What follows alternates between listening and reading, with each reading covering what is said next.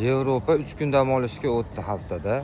Bu juda ham to'g'ri qaror. Men hozir hayotimdagi voqeani aytib beraman. Men o'zi misol ipak ishlab chiqarardim oldin, bir 20 yil oldin aytyapman. Kuniga 30 kilo ipak chiqardi. Bir haftada 180 kilo bitta sexdan chiqardi. Endi yakshanba kuni ishlatardim bir xilgi payt ishchilarni. Ishlatsam, boshqa narsa qilsam, o'sha kuniga 20 kiloga tushib qolardi. Yakshanba ishlatgan haftam bor-ku, samaradorlik tushib ketadi pastga.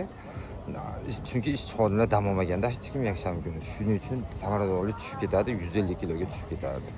Yakshanba kuni dam bersam 180 kilo, 200 kilo ipak ishlab chiqarilardi. Shanba, yakshanba dam bersam ham o'sha 180-200 kilo ish haftada ish bo'lardi. Bu meni tajribamdan o'tgan, o'zim sinaganman. Shuning uchun nima demoqchiman, dam olib turinglar. Do'stlar, dam olish ishga zo'r samara beradi. Bu nihoyatda yaxshi. Menga aytishadi, siz o'zi kurortda bo'lsangiz, ishingiz kurort bo'lsa dam olasizmi deydi. Dam olaman mana. Men ham dam olaman, keyin atdagi ish yaxshi ko'raman inshaalloh. Assalomu alaykum, sizlarni yaxshi ko'raman.